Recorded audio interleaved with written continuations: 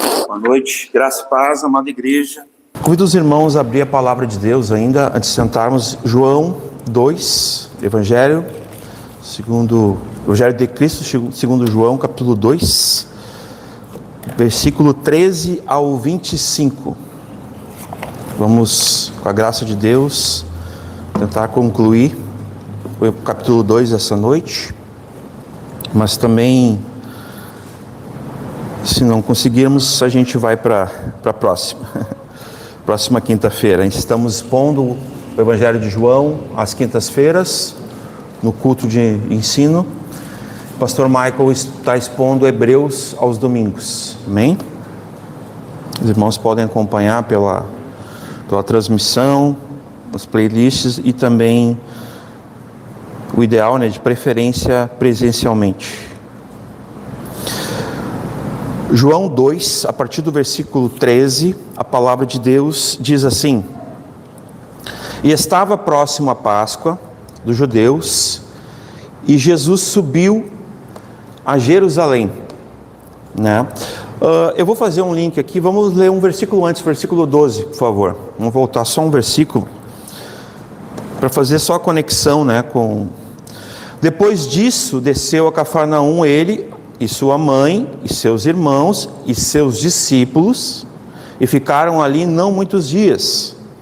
E estava próxima a Páscoa dos judeus, e Jesus subiu a Jerusalém, e achou no templo os que vendiam bois, e ovelhas, e pombos, e os cambistas assentados.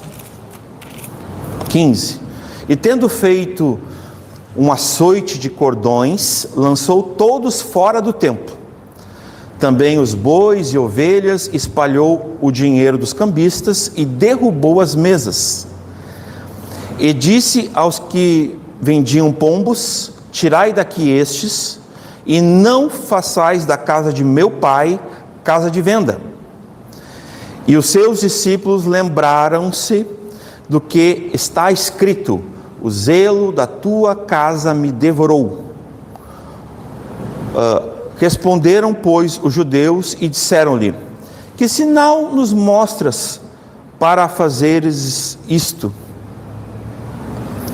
Jesus respondeu e disse-lhes: Destruí este templo, e em 3 dias o levantarei.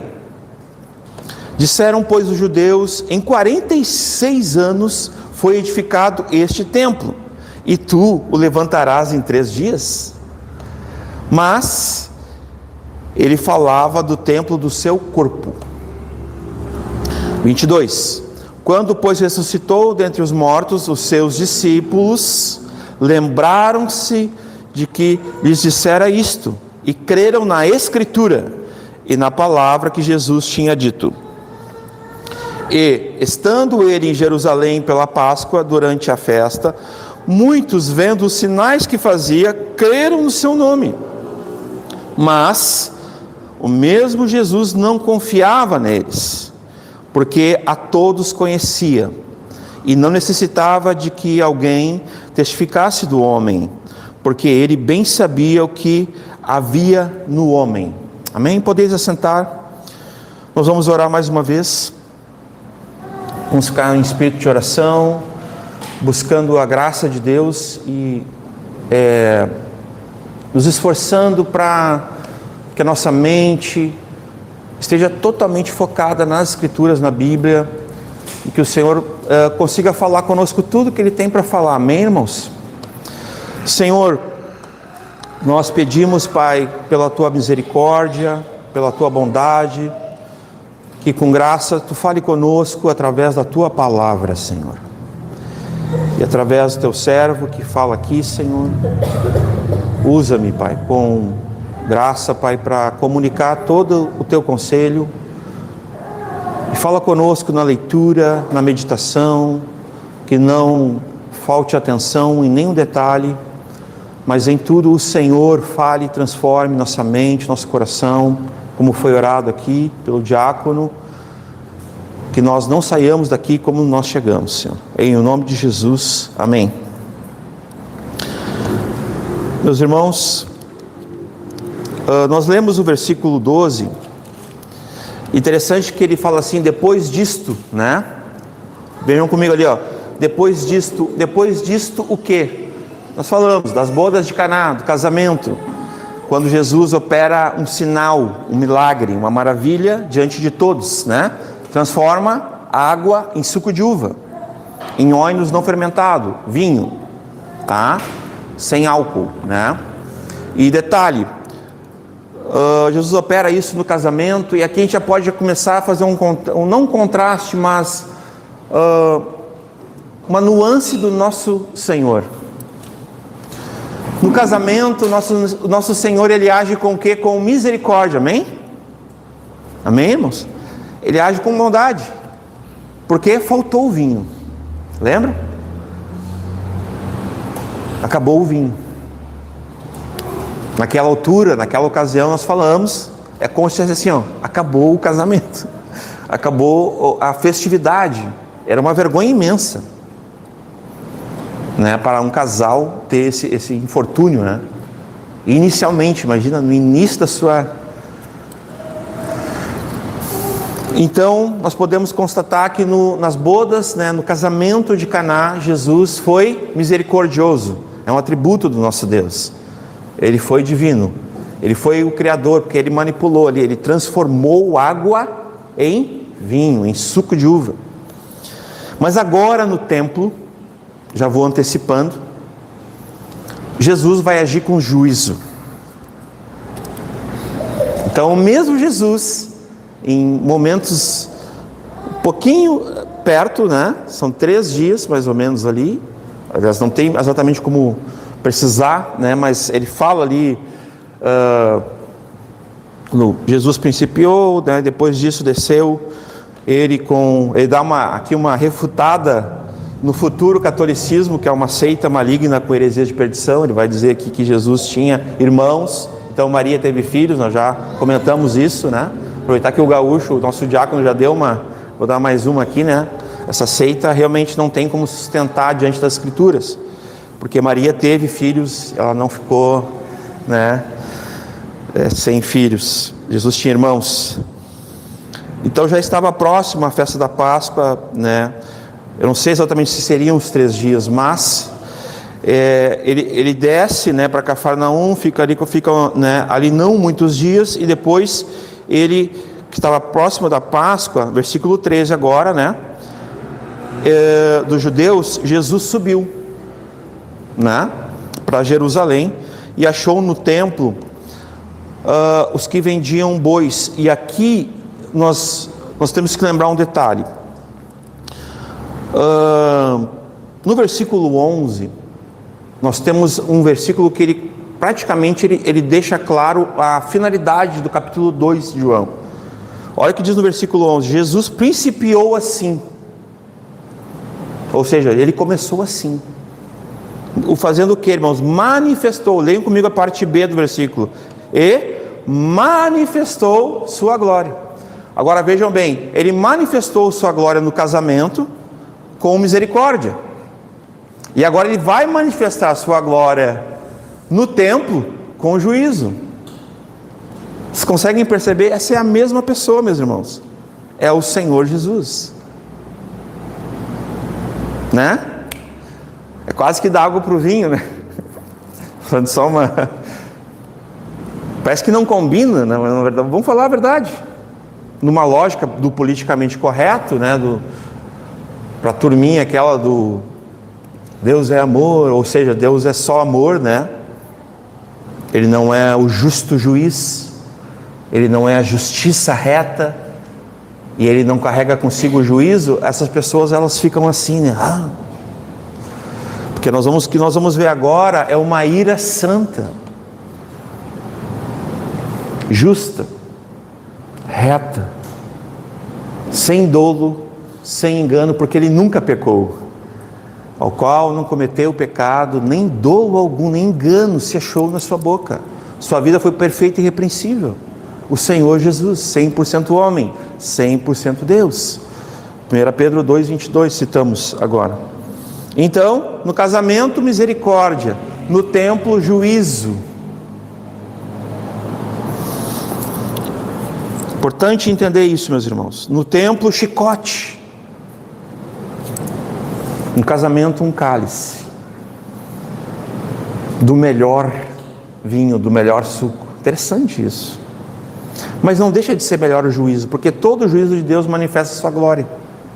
E o que é melhor para nós? Quando Cristo manifesta sua glória em nossas vidas. Seja na nossa casa, no nosso casamento, na nossa família, ou seja na igreja nossa, na igreja que nós congregamos, amém? Que importante isso, meus irmãos. Se Jesus tem total liberdade de chegar aqui, já pensou? E derrubar as mesas se for necessário. Vergonha para nós, mas alegria também. Porque Jesus entra aqui. Jesus está aqui. Ele é bem-vindo aqui. Ele é o cabeça da igreja.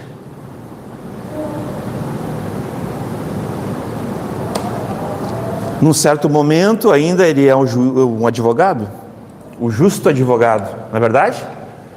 Mas em breve se tornará o quê? O justo juiz.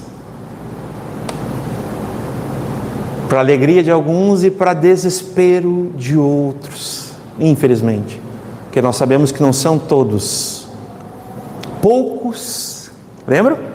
Poucos passarão pela porta estreita. Interessante a expressão, poucos, mas muitos pela porta larga.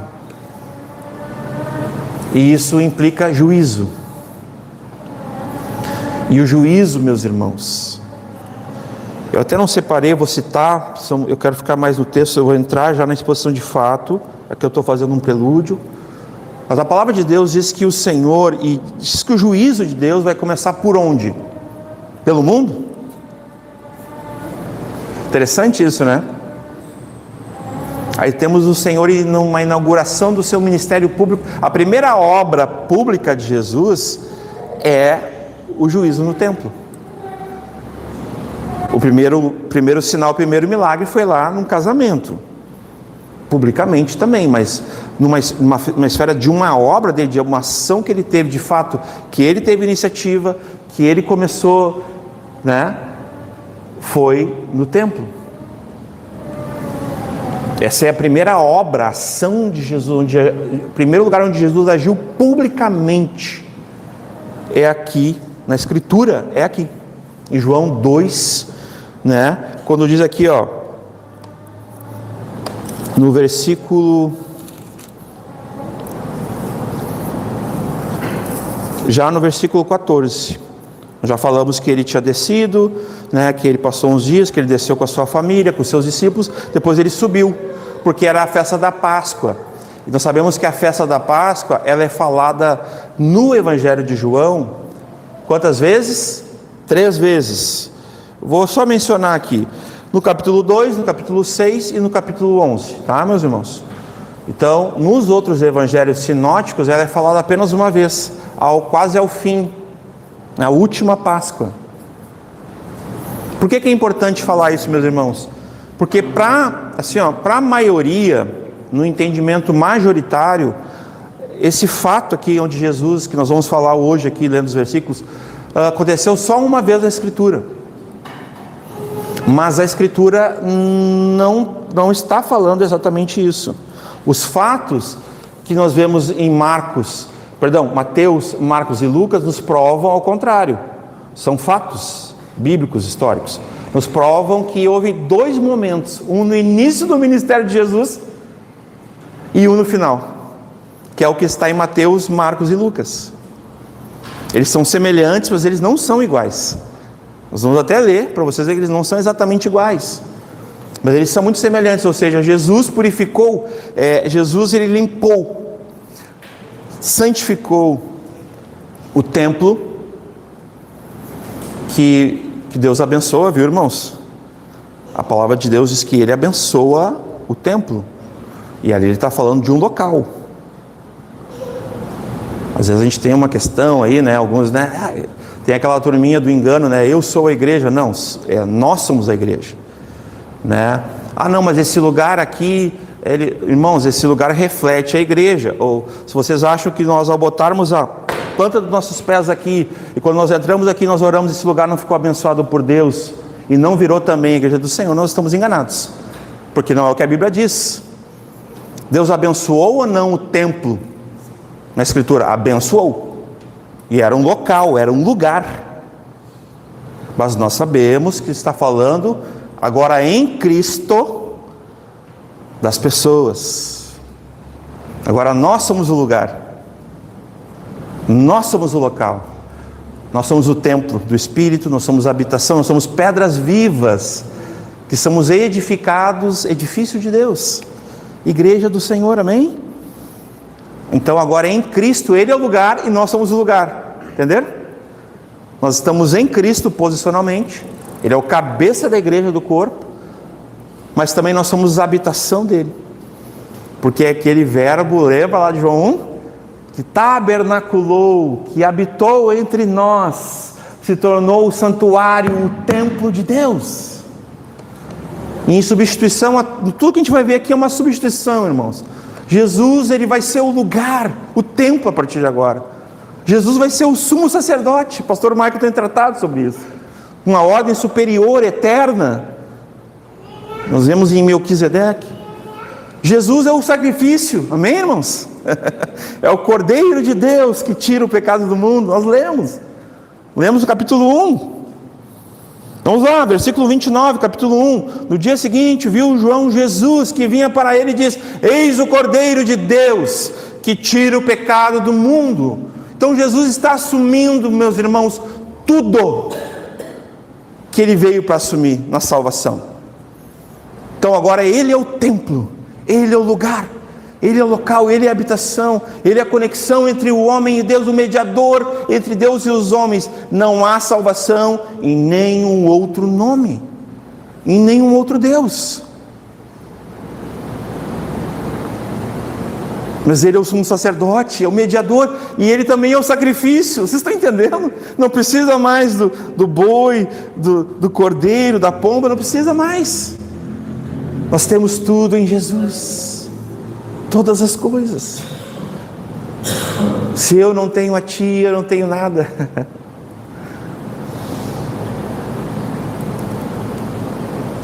Vocês entendem a dimensão disso que a gente está falando, meus irmãos?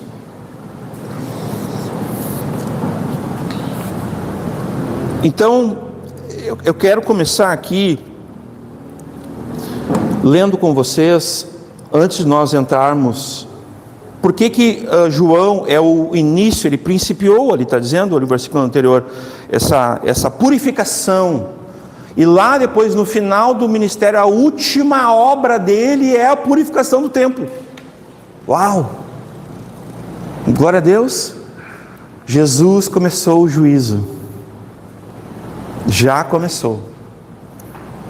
Já, só que ainda não. Amém? Ainda tem juízo para vir, meus irmãos. Tem prestação de conta ainda, mas ele já começou. Aleluia! Porque Ele é fiel e Ele é justo. Deus, para completar a boa obra que Ele começou.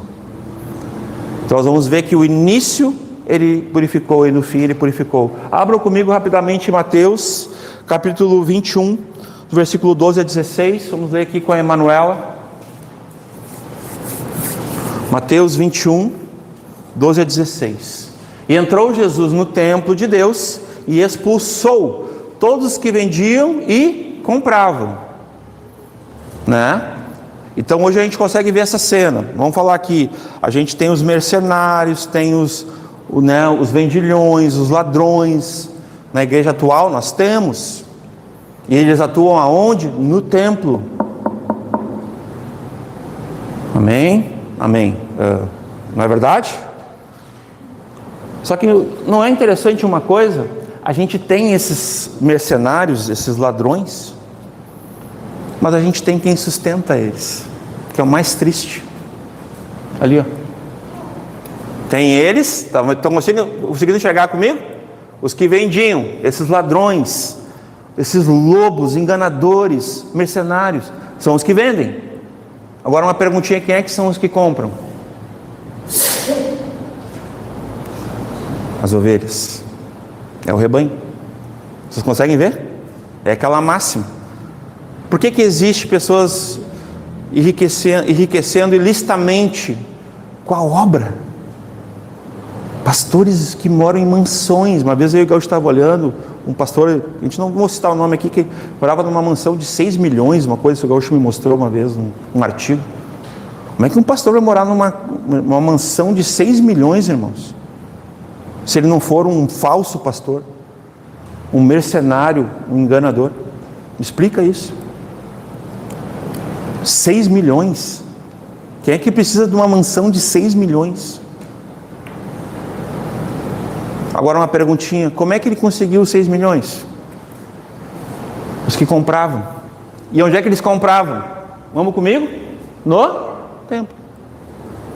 Aonde que eles compravam, irmãos? Na igreja. Conseguem ver o que eu estou vendo ou não?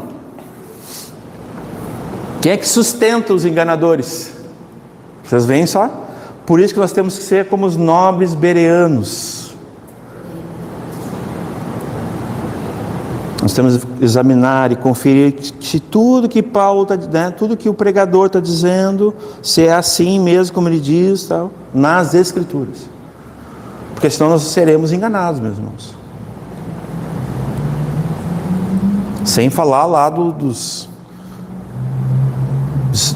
demônios que vão se travestir, né, de anjos para enganar, se possível, até os próprios escolhidos. Nem estou falando nesse ponto futuro, mas estou falando aqui na corrupção humana, na sem-vergonhice, na mal-caratice humana, do homem corrupto, desse homem mau, né, vil. Então, os que vendiam, os que compravam no templo, e derribou as mesas dos cambistas e as cadeiras do que vendiam as pombas, e disse-lhes: está escrito. Olha que interessante agora, ele está citando aqui um texto do Antigo Testamento. Quando ele diz assim, ó, está escrito, ele está falando da Escritura, ele está falando do quê? Do Antigo Testamento. Depois a gente até vai ver alguns textos, porque se cumpre nessa passagem algumas profecias. A gente pode depois dar uma conferida, senão hoje, na próxima aqui, eu tenho as profecias, a gente pode ler rapidamente, vocês verem que se cumpre. Nesse momento que Jesus chega e aplica a purificação, o juízo, no templo se cumpre várias profecias. Interessante isso. A minha casa será chamada casa de oração, mas vós a tendes convertido em covil de ladrões. Mas veja bem, meus irmãos, Jesus está falando aqui com os ladrões simplesmente? Ele está falando com todos? Que eu acabei de mostrar na parte B ali, que eram os que vendiam e os que compravam. Mas sim, eu não estou dizendo que intencionalmente alguém produz um corrupto, um ladrão, um mercenário. Não é essa a questão. Mas talvez alguém que concorda com aquilo que não está na Escritura é cúmplice daquilo que é extra-bíblico. É cúmplice daquilo que pode ser antibíblico. Uma pessoa tem, num bom popular, culpa no cartório, como diz os antigos, né? Tem culpa no cartório, né? Vamos lá no próximo, por favor. E foram ter com ele no templo, né, cegos e coxos, e os curou-os. Nós vamos até o 16. Mais um, por favor. E vendo então os principais sacerdotes, aqui começa, meus irmãos, a intenção de matar Jesus, a cruz, o sangue derramado, começa por aqui. E os escribas, as maravilhas que fazia, e os meninos clamando no templo, né, Hosana, o filho de Davi, indignaram-se, né? Olha ali, ó, indignaram-se. Daí eles começaram a tramar, meus irmãos, né? Até a gente, ó, e disseram: ouves o que esses dizem? Ele está mostrando para eles, ó. E Jesus lhes disse: sim. Nunca lestes? De novo ele está citando o quê? A Escritura. Pela boca dos meninos e das criancinhas de peito. Cadê o Onou ali, ó? Né? A Aninha recentemente. Tiraste o quê? o perfeito louvor. A pureza, né, ainda intacta, essa questão ali, né? Já tinha a questão, nós entendemos, por exemplo, que uma criança que ainda não tem a consciência por si só, ela está segura no Senhor, né? A partir do momento que ela começa a ter a razão, a responder assim, de uma forma, a gente começa a ver o Adãozinho, né, se manifestando, a gente já tem que ministrar o Evangelho de Cristo, que é o poder de Deus para a salvação de quem crer. Isso não mudou, precisa ser salvo. Amém? Agora o próximo texto, Marcos 11, 15 a 18. Era muita corrupção, meus irmãos. Nessa época tinha Anás e Caifás, eram 2 sumos sacerdotes. Sabe quando que teve isso na história? Nunca teve. Foi só nesse momento da história. Era pura corrupção. Vocês estão entendendo? E eles eram... Como é que é me fugiu a palavra agora, quando é... O pai garante o... Não é hierarquia, é... me fugiu a palavra agora. Não é proselitismo, o filho trabalha, o pai garante que o filho vai trabalhar é uma expressão mais política, né, que se usa, né? Um pouquinho a gente lembra aí, alguém lembra aí, ou dá uma olhadinha para mim, pra gente. Mas é nepotismo, né? É nepotismo, né? Porque tinha o mais velho ali, que já era tradicional, assim, do sumo sacerdote, e o outro era tipo o genro, agora não lembro dele. Daí ele garantiu para ele: não, tu também vai ser junto comigo aqui. Eles ajeitaram, tudo na época desse Herodes ali, que era o pior de todos, né? Que ceifou criança, que fez um monte de coisa. Se não me engano é o Antipas, né? Posso estar enganado aqui, porque eram 4 Herodes, né? Até onde eu lembro ali. Então era um desses corruptos dos Herodes ali, enfim, meus irmãos. E ele construiu o templo, viu? Tem o Herodes que construiu o templo, inclusive, né? Para te ver só. Só que é o detalhe, meus irmãos, tinha uma corrupção nos sacerdotes, nos 2 sumos sacerdotes desse templo aí. Tá? Então vamos lá, ó. E vieram a Jerusalém, e Jesus, entrando no templo, começou a expulsar os que vendiam, os que compravam novamente no templo, e derrubou as mesas dos cambistas e as cadeiras, né, dos que vendiam pombas, e não consentia que alguém levasse algum vaso pelo templo. E os ensinava dizendo: não está escrito, novamente apontando para a Escritura, a minha casa será chamada por todas as nações. Daí começa de novo, outro texto, ó, citando o Antigo Testamento, casa de oração. Não é? Ele está perguntando: não está escrito, né? Mas vós tendes feito covil de ladrões. Vamos lá, é o 18, né? E os escribas e os principais sacerdotes, tendo ouvido isso, buscavam ocasião. Aqui já está um registro, ó, que eu comentei ali, né? Para o quê? Matá-lo. Aqui começa aqueles conluio, né? Aquelas, como é que se diz? Conspiração, né? Começou aqui, tá? Por quê, irmãos? Porque ele está tocando aonde? Aonde, irmãos? Ele está tocando no lucro dos corruptos, de Anás e Caifás, e dos escribas, e de todos esses, os principais sacerdotes, está vendo? Ele está tocando numa coisa suja, num covil de ladrões, tá? Então buscavam ocasião para o matar, pois eles o temiam, né? Porque toda a multidão estava admirada acerca da sua doutrina, porque ela era pura, ela era divina, ela era santa. E ela era exata. Por quê, irmãos? Porque ele está defendendo aqui a tese, ele está argumentando, apontando para onde? Para as Escrituras. Lembra quando ele venceu Satanás lá em Mateus 4? Então, ele está vencendo esses satanás ali, esses demônios ali, esses homens ali corruptos, que eram tipo demônios, né? Mas eram homens. Não vou aqui. Como? Está escrito. Lembram? Não leram? Ele pergunta: não leram? Não viram? Está escrito. E ele começa a dar base para eles, né? são vendilhões, são corruptos, são fazendo casa de venda, casa de covil de ladrões, tá? E agora Lucas 19, versículo 46. Aqui só a confirmação, mas também bem resumido e bem certeiro. Vamos lá, ó. Dizendo, está escrito, mais uma vez apontando para as Escrituras. A minha casa é casa. Ó. Vê que agora mudou uma questão aqui, né? Não é que mudou, mas é um termo diferente. Não será, né? Ela é. Vê que só que interessante, né? Casa de oração. E agora, ó. Mas vós fizeste dela covil de salteadores, né? Ou seja, de ladrõezinhos, né? Porque ali tinha os cambistas. Era uma coisa super faturada, meus irmãos. Olha só, a venda no templo, meus irmãos, ela era legal ou não? Ou ela era proibida?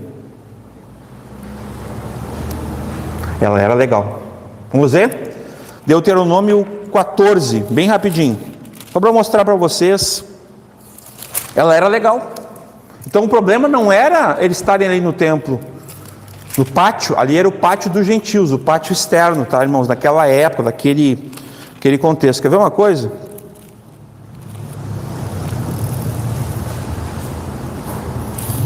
O 14, a partir do 24, ali é num contexto de dizimar, de ofertar, de dar dízimos, tá? De levar a casa ao templo do Senhor. Olha só o que vai dizer a partir ali do versículo 24. E quando o caminho te for tão comprido, longo, né? Porque aqui nós conhecemos a história, quem já estudou um pouquinho, ou leu algum tipo de comentário sério, né? Que às vezes ajuda a gente a entender contextos, né? Não adiantava tu levar um cordeirinho, né?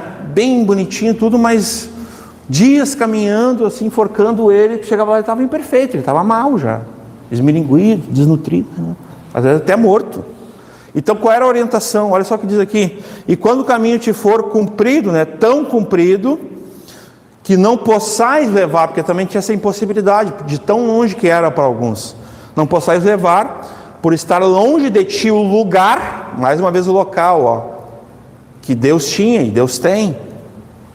Às vezes a gente tem um certo preconceito com isso, né? Parece que eu não posso dizer vou à igreja, né? Não é exatamente o que a Escritura diz. A gente tem que analisar melhor todo o contexto da Escritura, né? Se alguém passar agora aqui, assim, intuitivamente, a pessoa passou ali na frente, e ela olha assim, vê a plaquinha, vê um povo reunido, vê um púlpito, vê uma Bíblia e tal, o que ela vai dizer assim? O quê? Bom. Não vai dizer, um prédio com pessoas. É isso que vocês vão falar. Vocês estão entendendo? É uma lógica nas coisas. Só tem que ter um cuidado, um equilíbrio às vezes nas falas, né? Porque se Deus abençoou, e Deus abençoou o templo, isso está na Bíblia, ninguém pode ir contra isso. Então, nós abençoamos esse lugar, nós abençoamos esse lugar. Deus abençoou esse lugar, Deus abençoou esse lugar. Nós estamos aqui, está abençoado esse lugar, está abençoado, então não tem problema nenhum. Mas vamos falar como convém as Escrituras, né? Só não temos problema com isso, né? Que parece às vezes o irmão fala assim, não, eu vou na igreja, pecou. Não tem pecado nenhum. Não há pecado nenhum nessa fala. Eu vou na igreja, eu sou igreja, e aonde eu me reunir eu serei igreja, e aonde eu for e tiver pessoas reunidas, eu estou indo à igreja. Então isso nunca mudou, é uma semântica muito clara e bem bíblica. Precisamos sempre entender o contexto todo, né? Em toda a Escritura, porque senão não faz sentido. Jesus está indo aonde? Aonde Jesus está indo? Onde é que Jesus chega? No templo. Interessante, né? E ele chama do quê? Casa do meu Pai. Não é verdade, irmãos? Pois é, se o Senhor Jesus chamou de casa do Pai, por que eu não posso? Interessante isso, né? São situações que a gente vai... Jesus assume, Jesus é o santuário, ele assume o lugar do templo. Aquele templo físico ele já não se faz mais necessário, aquela velha aliança de fato. Agora, em Jesus, todos nós somos a congregação. E nesse sentido, quando nós somos congregação, aonde nós nos reunirmos, nós somos igreja do Senhor. E ali o Senhor ordena a sua bênção. Interessante, né? Ali aonde? Aonde, irmãos? No local aonde vocês estiverem. Interessante isso, né? Então, só a gente pode ampliar um pouquinho mais algumas questões sobre isso, tá? Aqui em Lucas, quando Jesus comenta, ele está concordando com Mateus e Marcos, tá? Isso aqui é bem perto do final, isso aqui é a última obra dele de fato. Ele chega e purifica o templo, ele purifica o local onde tinham as pessoas que configuravam a igreja. As pessoas são a igreja, para ele, nele, porque ele é o cabeça do corpo, ele é o cabeça da igreja, do organismo vivo. Nós somos pedras vivas, nós estamos aqui como igreja hoje, como pedras vivas edificados em Cristo, como edifício de Deus. Eu quero convidar os irmãos, nós lermos rapidamente aqui esses textos ali, que são, deixa eu achar aqui,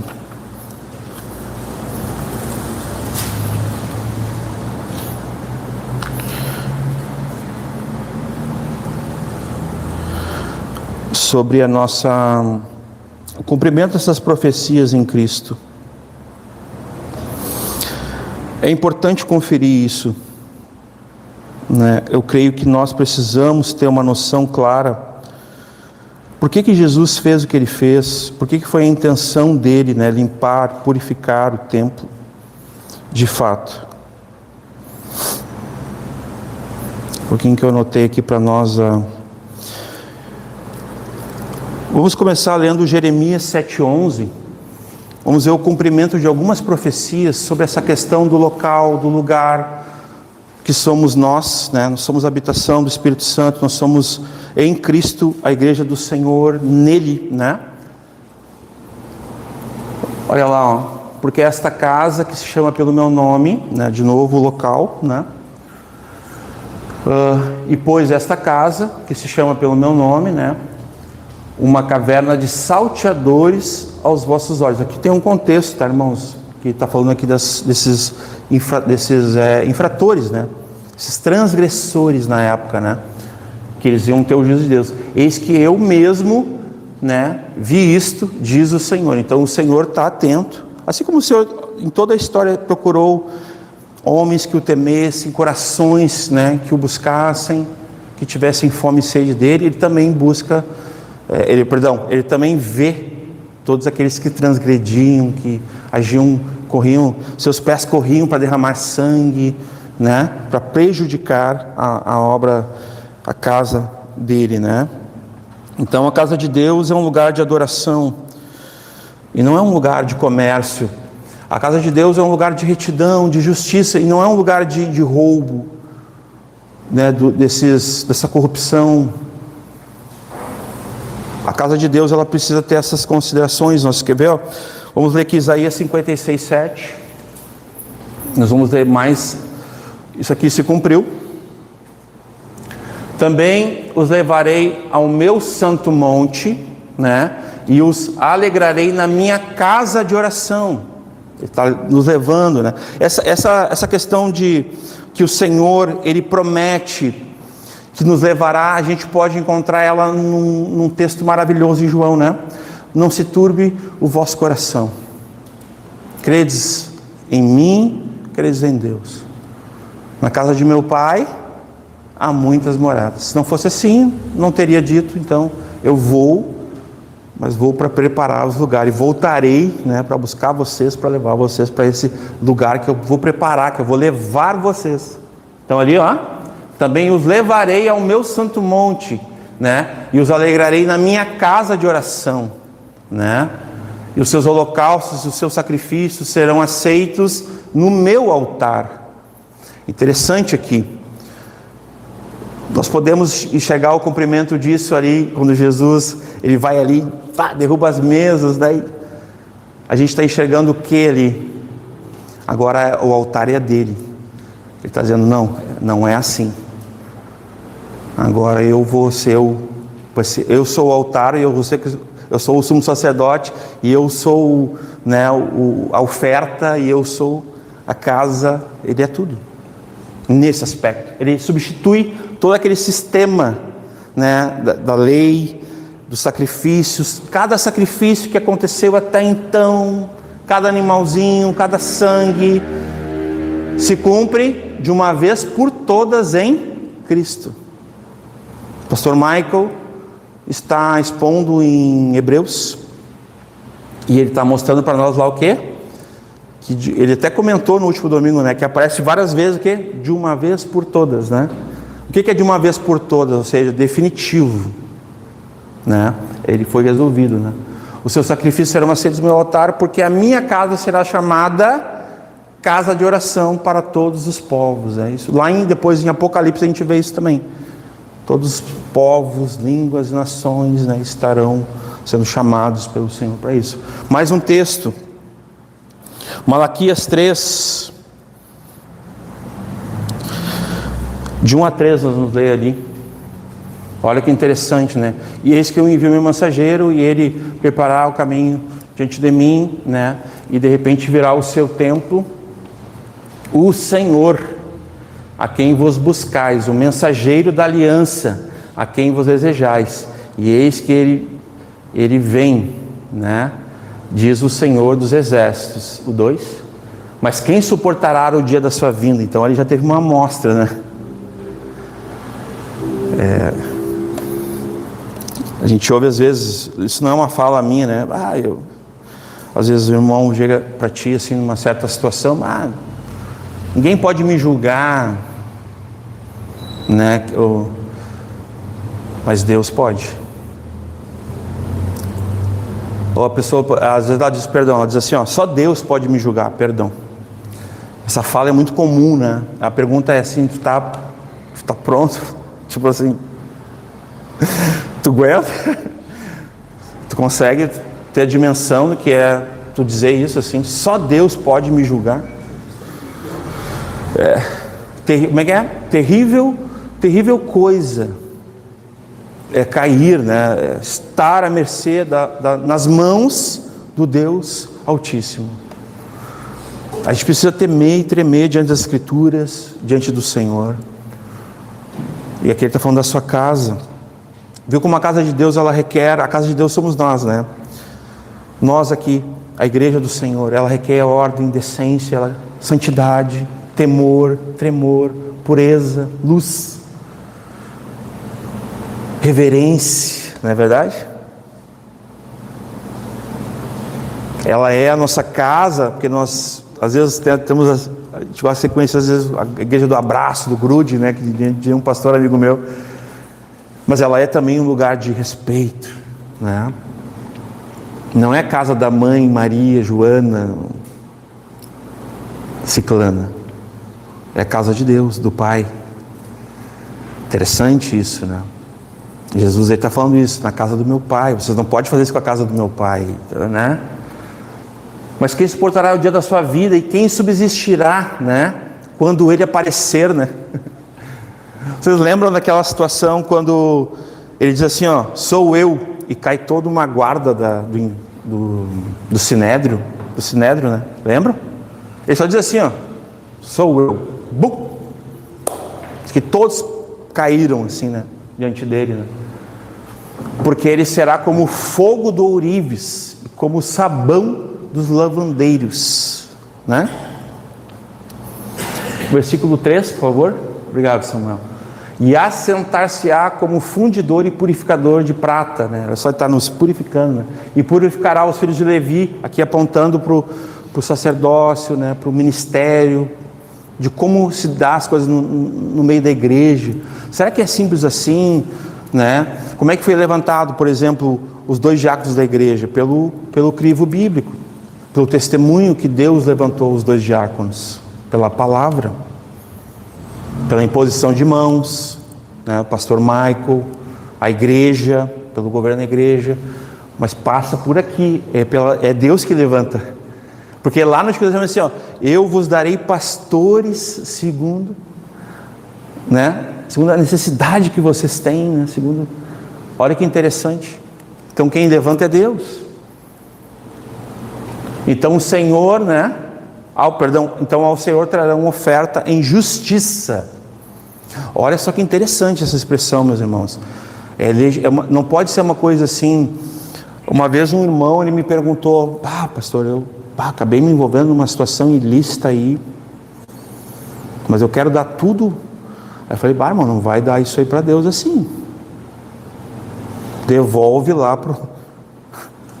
tipo assim, isso aí tu devolve para de quem tu pegou, de quem acabou sendo lesado, né?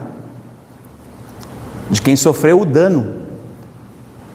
Tem essa coisa, porque às vezes parece que quer sublimar, né? Que é tipo assim, quer compensar. Tá me faltando aqui. Ele quer compensar, tipo assim, já fez a coisa errada ali, em vez de ir lá e acertar na fonte. Não, então vou dar tudo para Deus, né? Tipo Robin Hood, assim, vou dar para o povo, né? Vou dar para Deus, vou dar para a igreja, e que aí eu tô, né? Aí tô bem, me sinto bem, né? A corrupção humana é terrível, meus irmãos, porque ela nos cega e nos deixa dessa forma.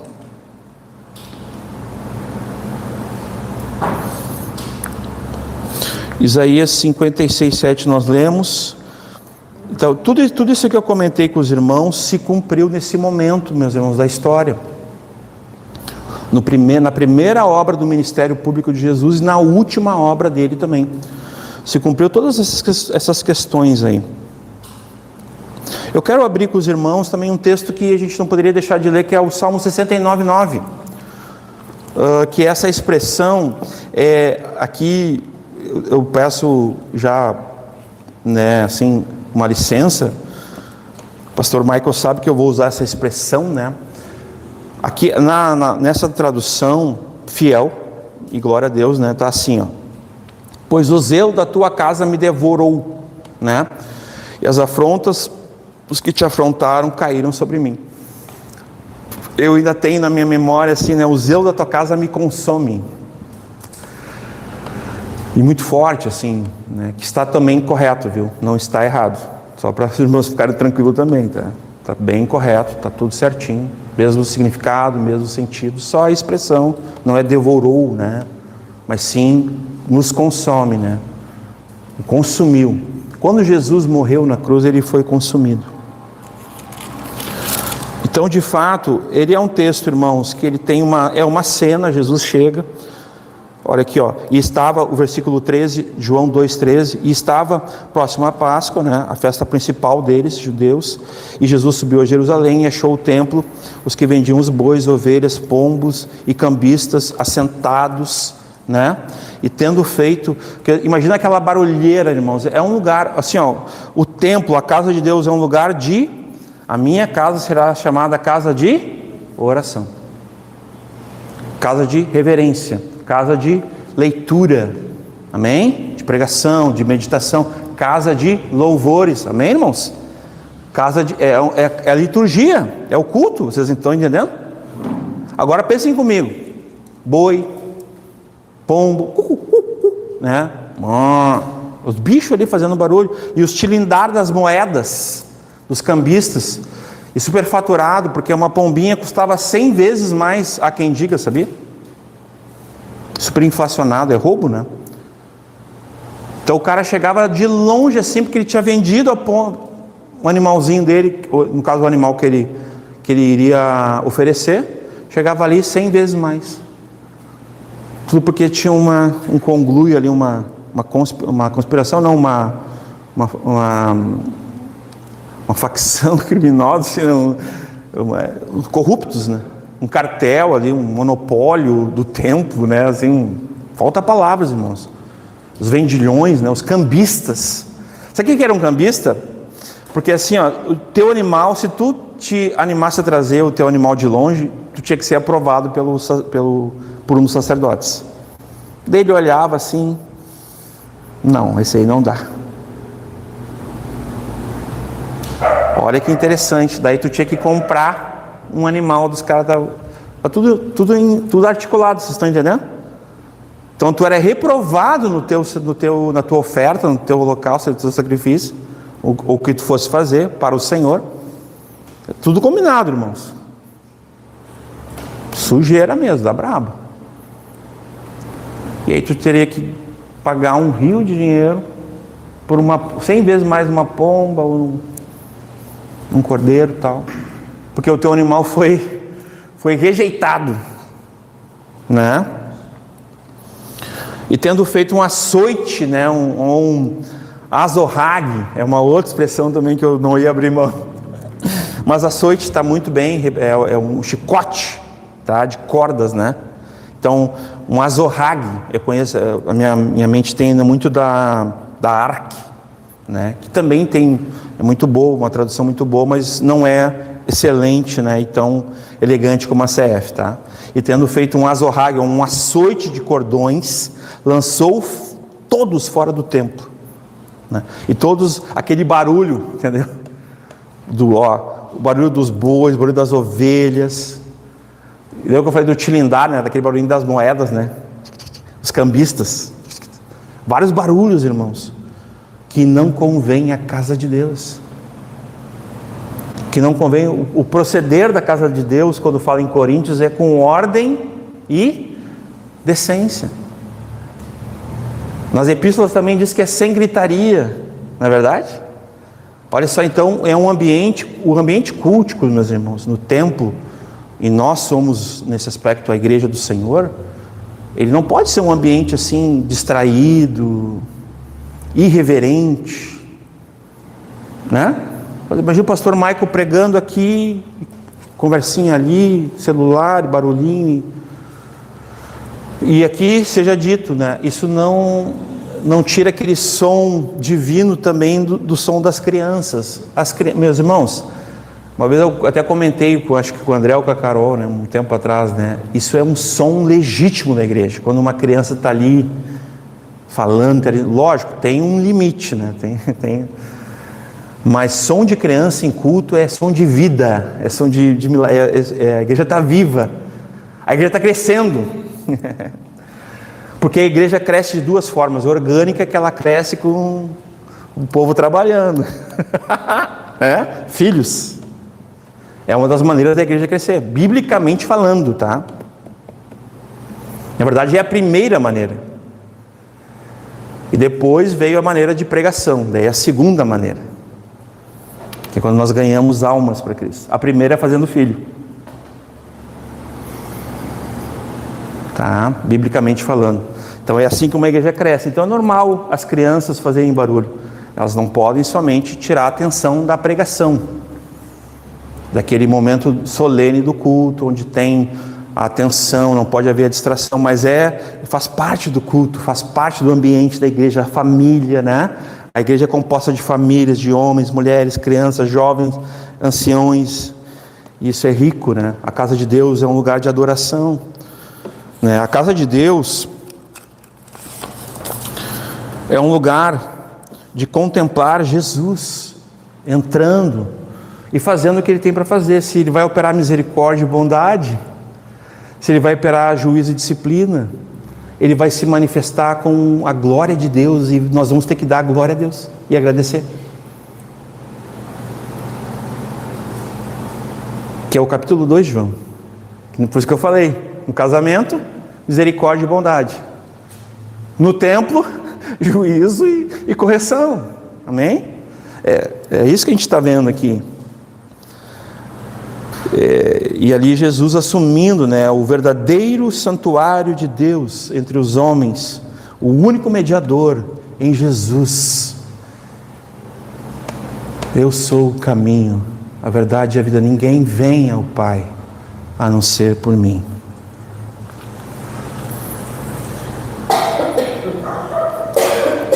No casamento, uma coisa de se dizer, no casamento tinha acabado o vinho. E Jesus foi lá e com misericórdia e bondade repôs, operou o sinal milagre. No templo tinha acabado a reverência, a pureza, a santidade, a adoração. Também poderíamos dizer isso. Aí Jesus vai lá e restaura o quê? Exatamente isso. É isso que Jesus está restaurando. Na casa de meu Pai, na igreja do Senhor, aqui entre nós, Jesus está restaurando o quê? A adoração. No sentido mais simples, meus irmãos, uma vida com temor, mas também com alegria, né? Com gozo, mas também com diligência, com responsabilidade, mas também, às vezes, poxa, a gente tem que curtir, tem que se alegrar, tem que descontrair também. A coisa não pode ser tão corda esticada, né? Precisa haver um equilíbrio de forma geral. Um bom senso, muitas vezes. E nunca perdendo a ortodoxia, nunca perdendo a fidelidade do que toda a Escritura nos ensina. E esse equilíbrio é muito importante.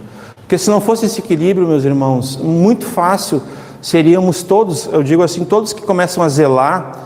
Vocês conhecem algum irmão zeloso? Daqui a pouco tu pode começar a ter esse irmão legalista. É muito comum isso.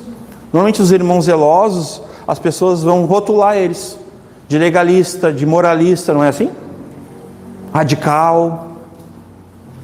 E também o irmão que já é um pouquinho mais, né, também mais suave, né? O irmão já não é tão zeloso assim em algumas coisas, mas é em outras. Ah, não, mas esse irmão é muito liberal. Ah, não, mas esse irmão aí é muito...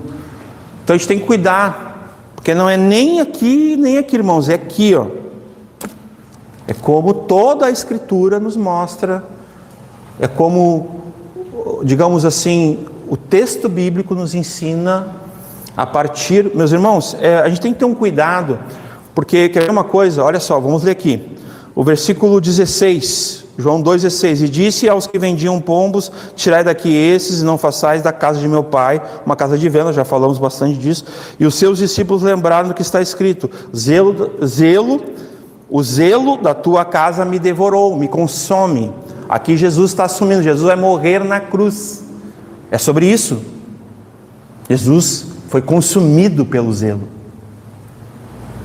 se cumpriu isso, tá? Vamos continuar lendo aqui. E responderam, pois, os judeus, disseram, que sinal nos mostras para fazer isso? Aí ele vai falar da cruz. Agora olhem comigo, olha Jesus. Jesus respondeu e disse-lhes, destruí, olha aqui para mim, ó, este templo. Só que eles não estão entendendo assim. Eles não entendem o que Jesus fala. Olha lá, ó. Destruí este templo, e em 3 dias eu o levantarei. Então, vocês destroem, vocês me matam, e ninguém tira a minha vida, mas eu a entrego. Lembram disso? Ninguém toma a minha vida, mas eu, por livre vontade, moto própria, entrego para vocês, por obediência e amor ao meu Pai. Vocês tiram a minha vida, mas eu levantarei, eu ressuscitarei. É isso que ele está dizendo aqui. Ó, em 3 dias o levantarei, ou seja, eu levantarei. E disseram, pois, os judeus, em 46 anos, eles não entenderam que ele estava falando de quem? Aí não é um local, simplesmente é Ele. Ele é o templo, o santuário. Olha só, e disseram para os judeus, em 46 anos foi edificado este templo, e tu levantarás em 3 dias. Mas daí o escritor, o autor é Deus, amém? Palavra inspirada. Olha o que ele vai dizer aqui ele vai nos ajudar. E aqui, irmãos, tem uma explicação, mas nem sempre tem, viu? Vou dar uns exemplos depois daqui em João mesmo, de coisas que Jesus falou que os caras ficaram boiando, não entenderam, porque não tinham o Espírito Santo, não tinham a graça, não foram iluminados os olhos. Mas ele falava, 21, do seu templo, do seu corpo, né? Mas ele falava do templo do seu corpo, do seu templo, ele mesmo.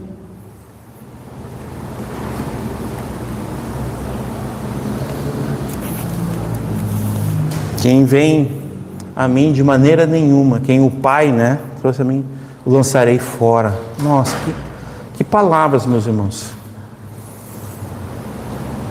Quem vai a Jesus não é lançado fora.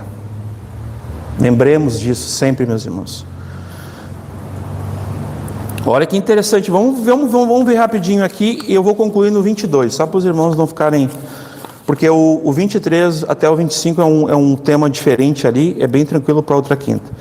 João 3,3, quer ver coisas que Jesus falou que eles não entendiam? Ou que uma pessoa não entendia? Olha lá, muito conhecido. Jesus respondeu e disse: na verdade te digo que aquele que não nascer de novo não pode ver a Deus. Olha o 4, disse Nicodemos: como um homem pode nascer sendo velho? Ele entendeu ou não entendeu? Ele não entendeu, irmãos. Como pode, em 46 anos, nós levantamos esse templo e diz que vai derrubar né? Vocês estão entendendo agora? Levantar em 3 dias. Nós demoramos 46 anos para levantar, para construir. E ele disse que vai fazer isso em 3 dias. Como é que pode? Eles não entenderam. Que ele estava falando dele, é superior, meus irmãos. Jesus é divino nesse aspecto. Não é um templo humano. É muito importante entender isso. Jesus é o santuário, Ele é o cabeça da igreja.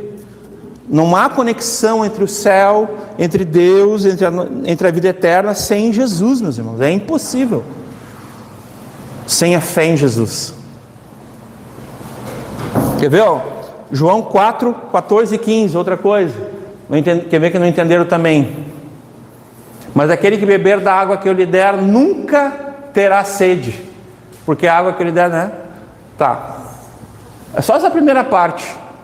Imagina a pessoa pensar assim: basta tomar um copo de açaí, não precisa mais beber água. Não entendeu também. Mulher samaritana. Então tinha essas, às vezes parábolas, às vezes enigmas que Jesus falava que é somente pelo Espírito Santo. Não tem outra forma.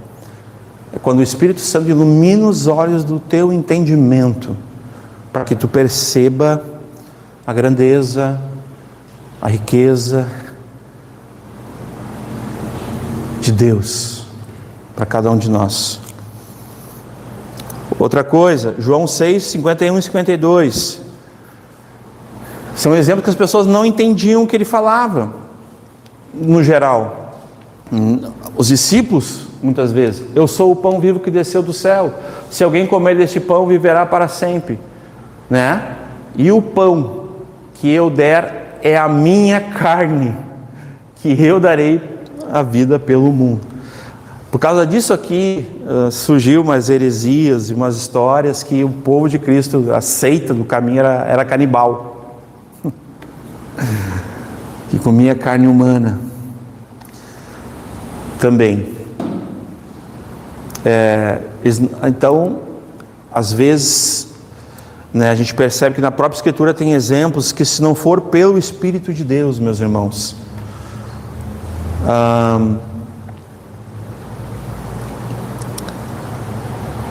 a gente precisa, com a graça de Deus, pregar o Evangelho de Cristo. Esse é o poder de Deus para a salvação. O poder por quê? Que ao pregar o Evangelho de Cristo, nós que já recebemos o Espírito Santo para testemunhar, amém? Nós estamos pregando o Evangelho de Cristo. A fé vem pelo ouvir e ouvir a palavra de Deus. Então, o que está operando na pessoa? Quem é que convence a pessoa do pecado, da justiça e do juízo? Quem é que está trabalhando ali? Que é a parte mais difícil, a obra mais difícil de quem é? Do Espírito Santo, que está aqui, está sobre a igreja. Vós sois o templo, lá em Coríntios, né? Do Espírito Santo. A igreja do Senhor, os que são o templo do Espírito Santo. Cada um de nós somos a habitação do Senhor, o seu Espírito. E não é por força, diz lá o profeta, né? Não é por violência, mas é pelo Espírito de Deus. Lembra? Não separei esse texto aqui, podia, né? Eu sei que é um dos profetas, né? Não é por força, não é por violência, mas é pelo meu Espírito. Olha que tremendo isso. Como nós devemos depender, meus irmãos, quando que Jesus venha na nossa vida e derrube as mesas que Ele precisa derrubar. e purifique e santifique cada um de nós, meus irmãos, como igreja, como pedras vivas. Qual? Muito obrigado. É um contexto ali, mas essa citação é a primeira parte do versículo, se eu não estou, ou a segunda parte. É a segunda parte. É uma questão ali com o Zorobabel, mas olha só, a segunda parte, a B e a C, tá? Vamos lá. Ó. Não por força, nem por violência, mas sim pelo meu Espírito. Vejam aqui, ó, letra maiúscula que caracteriza que está falando do Espírito de Deus, tá bom, amados? Então, só para confirmar, obrigado, Lucas.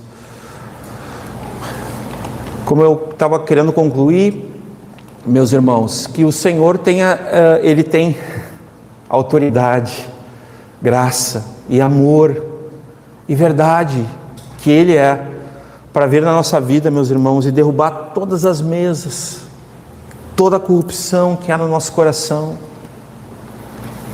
Nesse sentido, meus irmãos, dois enganos, conversando com o pastor Michael, um que ele comentou e outro que eu vou comentar agora, eu quero deixar para nossa reflexão. Primeiro, essa história que o melhor está por vir. Em certo sentido, sim. Novos céus e nova terra, a vida eterna de fato, quando o pecado já não existirá mais, né? Acabou o pecado, imagina o corpo glorificado, quer dizer, o melhor está por vir nesse sentido. Mas também já veio. Qual é o melhor de Deus? Quem é o melhor de Deus? O Senhor Jesus. Então, tem esse evangelho assim de promessas simplesmente, né? Tipo, não, mas o melhor de Deus está por vir. Não está, assim, em certo sentido, não está errado. Mas quem se apossou disso foi a teologia da prosperidade, de certa forma. Eles têm trabalhado isso na questão motivacional muito forte. Então tem pessoas que têm uma corrupção, meus irmãos, porque esse é o meu ponto, né? O ponto do pastor Michael que ele compartilhou comigo, e eu vou trazer para os irmãos a exemplo do que ele falou, que ele é contra essa questão assim que, tipo assim, que Deus confia no homem, que Deus acredita no homem, né? Num certo sentido. Por quê? Porque Deus, seja todo homem mentiroso e Deus verdadeiro. Maldito o homem que confia no homem, imagina Deus. E Jesus chamou os discípulos, vocês que são maus, lembra? Vós que sois maus, sabeis dar boa. Então, a palavra vai falar dessa questão do homem caído, depravado. E é um homem que ele não tem, meus irmãos, ele merece o inferno. Ao chegar no céu, ele tem que dizer assim, estou aqui, né? Ufa. Ou tu acha que tu vai chegar no céu assim, tu merecia estar aqui, né? Tu é maravilhoso, tu é bom. Tu acha que é isso que tu vai ouvir? Tu vai ouvir sim, sede bem-vindos, benditos do meu Pai, porque fosse fiel, guardaste, né? Até o fim a fé, nesse sentido, com a graça de Deus, o Espírito Santo, porque é apesar de nós, meus irmãos, é apesar de nós. Eu concordo com o que o pastor falou, né? A pessoa que se acha boa, né? De alguma forma ela acredita que ela merece o céu, que ela merece a nova terra, que ela merece tudo de bom, porque ela faz alguma coisa ali, né? Nesse certo sentido, todos nós precisamos sempre temer a Deus, ao ponto de saber que nós merecíamos o inferno, a perdição, a consequência dos nossos pecados, nossos atos, mas Jesus nos redimiu, nos perdoou, e nos reconduziu, nos levou, né, para uma outra direção, nos salvou de nós mesmos, nos salvou do pecado, do mundo, jaz do maligno, de Satanás, do inferno. Ele nos salvou, Ele nos encontrou lá no charco de lama das transgressões, dos pecados. Nós estávamos mortos. Lá em Efésios diz, né? Vós estávamos mortos, nós estávamos, né, nos nossos delitos e pecados, nossas ofensas, meus irmãos. Mas o Senhor nos deu vida em Cristo Jesus. Ele nos deu vida, Ele nos encontrou nos escolheu. E nesse sentido nós podemos nos sentir amados. Ah, como é bom, meus irmãos. Nós podemos nos sentir salvos, seguros. Que segurança sou de Jesus. Nossa, meus irmãos. Que segurança. Imagina, o Senhor não larga a nossa mão. Aquele que nos salvou é fiel e justo. É Ele que garante, meus irmãos. Não há o que temer. Ele diz, não temas, eu sou contigo. Ser forte e corajoso, né? Permanece aí. A tentação, né? Ela é humana. Mas o escape, o livramento é divino. Em Cristo Jesus. Que a nossa casa, né, que este local, mas principalmente nós reunidos, o ajuntamento solene, a congregação, a igreja do Senhor, nossas famílias, meus irmãos, seja um lugar aberto ao Senhor e que Ele venha agir na nossa vida, sempre com amor e verdade, né? E com juízo, com misericórdia, sabe? Sempre nesse contraste, naquilo que é necessário, naquilo que nós precisamos. E eu concluo dizendo o seguinte: seguindo a verdade em amor, cresçamos em tudo, naquele que é a cabeça, Cristo Jesus, a cabeça da igreja, né? Que nós possamos lembrar do Senhor com temor e tremor, mas também com muito carinho, com muito amor. Amém?